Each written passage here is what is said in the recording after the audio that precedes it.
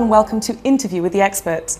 I'm here at Banque de Binary's European headquarters in Limassol, Cyprus, joined by James Michaels and Chris Sterling, two of our senior brokers. Today we'll be talking about trading psychology.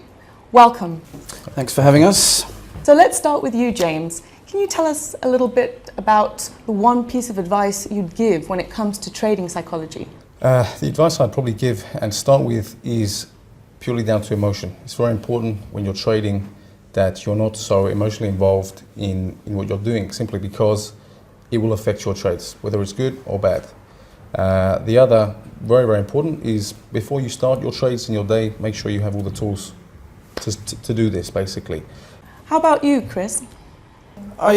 It's extremely important to have all of your research in place to get a gauge on the general sentiment of the market before you make a decision on what you're going to be trading on and which way you're going to take it, long or short. Trading can be stressful. Do you have any tips on how to manage stress? Chris? Yeah, it's important not to overtrade. If you have done the research, you have your tools in place, you know what you're going to be trading on, you know the signal or let's say support or resistance level you're looking for, you have to act on that with commitment. And if you're doing that, you can live with the outcome, whether it be a loss or a profit. Do you have anything to add to that, James? Any tips on what to do when it comes to managing stress? Managing stress, for me, again, is based on emotions. When you're making any type of trade, whether it be binary options, in forex markets, any type of trading, you have to have structure. Yes. If you're structured in your trades, then you automatically become confident because you trust your own judgment to place that trade. Again, you have to make sure that you come away from what you just did. If you place a trade, trust your judgment is going to be correct. And if it doesn't, and this is a negative trade, you have to accept that loss. And the same applies for winning positions as well. You can have a fantastic day and you can have 5-6 on the bounce. That's brilliant. It doesn't mean you have to change your way of thinking and way of trading. Stick to the same plan. Risk management is very, very important.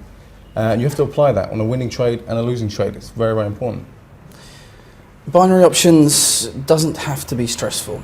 They're very short-term trades. As long as you've done the homework and you are committed with your decisions, you should be looking at profitable trades. So it's kind of like the psychology of winning and losing, correct? Yeah, it's a double-edged sword really, because what traders, especially beginners, tend to do is, because of the lack of discipline and experience, whether it be a losing streak or a winning streak, they tend to compound their stakes, raising them exponentially. They chase profits and also, taking a loss, they end up raising the stakes on the next trade, which is a big mistake. You take a loss in binary options, you accept it with rationale, and discipline is definitely my golden rule, which only comes with experience. And like James mentioned, if you are a beginner, it is extremely beneficial to take advantage of a broker and take advantage of their wealth of experience in the markets. Any last thoughts?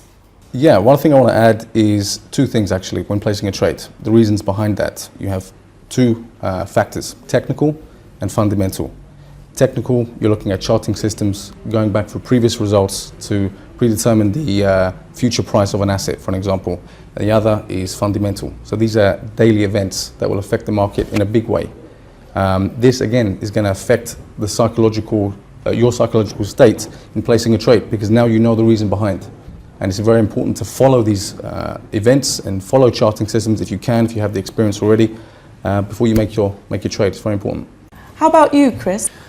Last thoughts. I think it's extremely important to know yourself as a trader, your trading style. I think this is important because it will allow you to self-analyze, okay? And through this self-analysis, you're able to notice the mistakes that you made, and in order to not repeat them again. Excellent advice from both of you. James Michaels, Chris Sterling, thank you for joining us. This has been Interview with the Experts. I'm Natalie Kiru. Join us next week when we'll be talking about the events that will drive the markets in 2013. Thanks for watching.